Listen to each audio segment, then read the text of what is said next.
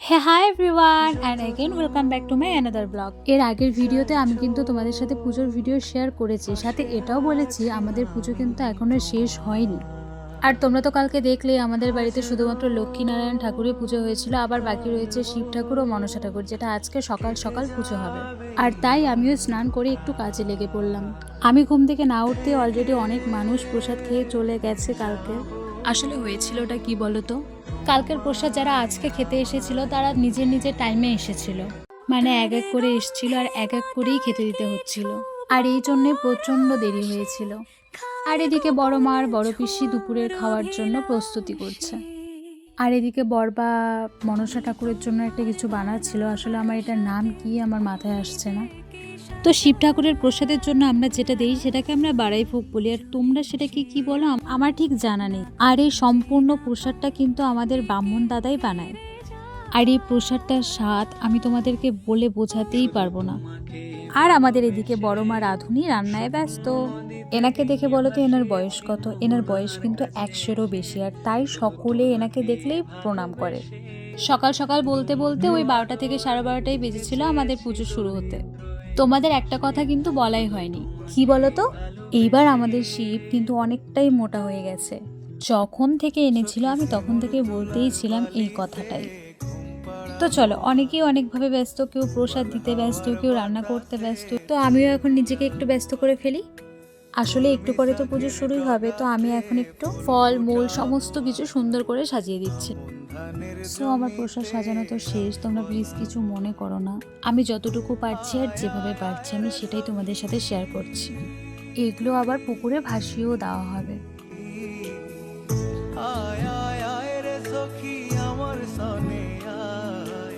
দেখো এবার কিন্তু আমাদের পুজো শুরু হয়ে গেছে।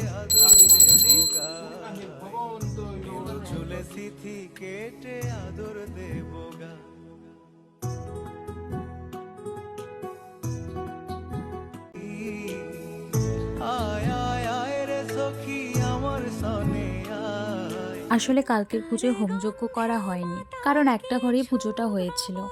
আর তাই কালকে ব্রাহ্মণ বলেছিল যে হোমযজ্ঞটা কালকেই করো, আর এই জন্যে আমরা আজকে হোমযজ্ঞটা করছি।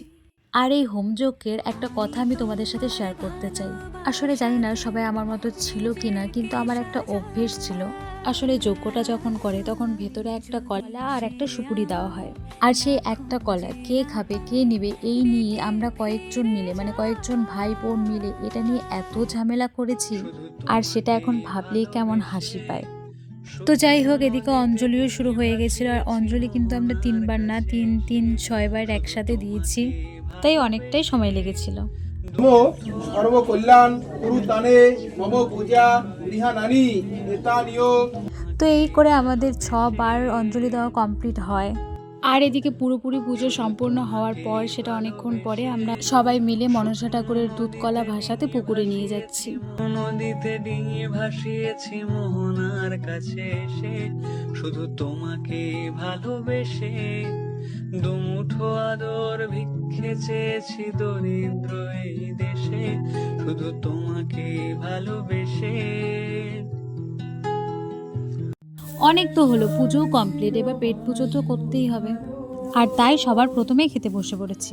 আসলে কালকে কিছু না কিছু তো খেয়েছি, কিন্তু আজ একটা কিছুও পেটে পড়েনি।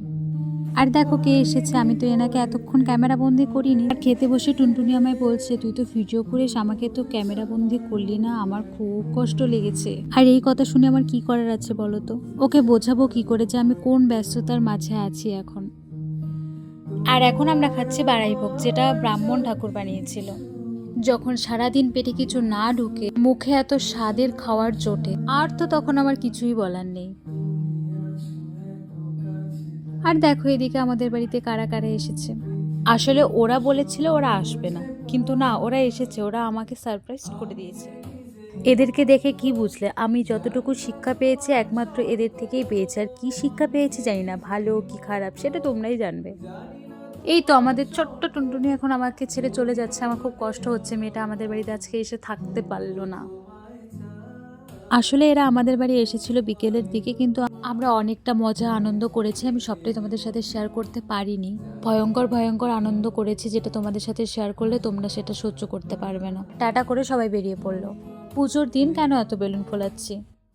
পুজো তো শেষ ঠিকই, কিন্তু এখনো আমাদের আরো ছোট্ট একটা সেলিব্রেশন করার বাকি আছে। আর সেটা কি বলতো? আসলে আজকে আমার মা ও পাপার 20তম বিবাহ বার্ষিকী, আর যেটা আমরা এখন ছোট্ট করে সেলিব্রেট করব। আর এদিকে দু বোন আমরা কাজে খুবই ব্যস্ত, আর আমরা দুজন একসঙ্গে থাকলে আমাদের দুজনের মধ্যে কখন কি হয় সেটা আমরা নিজেও জানি না। কিছু ভ্রমর আসে, কার গোপন ছোঁয়ার অভিলাষে। আর আজ আমি বা আমরা একটা ছোট্ট ডেকোরেট করতে গিয়ে কি অসহ্যটাই না ফিল করেছি বলে বোঝাতে পারবো না। চিপকে চিপকে এদিকে বেলুন লাগাচ্ছি তো ওদিকে খুলে যাচ্ছে, এদিকে লাগাচ্ছি তো ওদিকে খুলে যাচ্ছে। এই করেই আমাদের অনেকটা সময় নষ্ট হয়েছে। আর এদিক পানে একটু দেখো, আমাদের সাজুনি বুড়ি সাজে খুবই ব্যস্ত। উনি নিজে শুধু সাজেনি, উনি আমাকেও সাজিয়েছে। এটা হয়তো আজ তোমরা প্রথম দেখলে, কিন্তু এর থেকেও সাংঘাতিক টর্চার করে এই মেয়েটা আমার সাথে। যাই হোক, আজকের ডেকোরেট আমাদের ওইটুকুই ডান। আর এদিকে ঘর ভর্তি লোক তো হয়েই গেছে, আর এই মুহূর্তে আমাদের সেলিব্রেটটা আমরা শুরু করব। আর এই মুহূর্তটাতে তো আমার কিছুই বলার নেই, আমি এতটুকুই বলবো, খুব মিষ্টি লাগছে, সারা জীবন এভাবেই থেকো। এদিকে আমাদের কাণ্ড দেখো, একটু কেক লাগাবে বলে সারা মুখে কেক লাগিয়ে দিল। তো এই ছিল দ্বিতীয় পুজোর ছোট্ট একটা ভিডিও। আশা করছি ভিডিওটা তোমাদের অনেক ভালো লাগবে। তোমাদের সাথে আবারও দেখা হচ্ছে নতুন একটা ভিডিওতে। ততক্ষণের জন্য সবাইকে বাই বাই।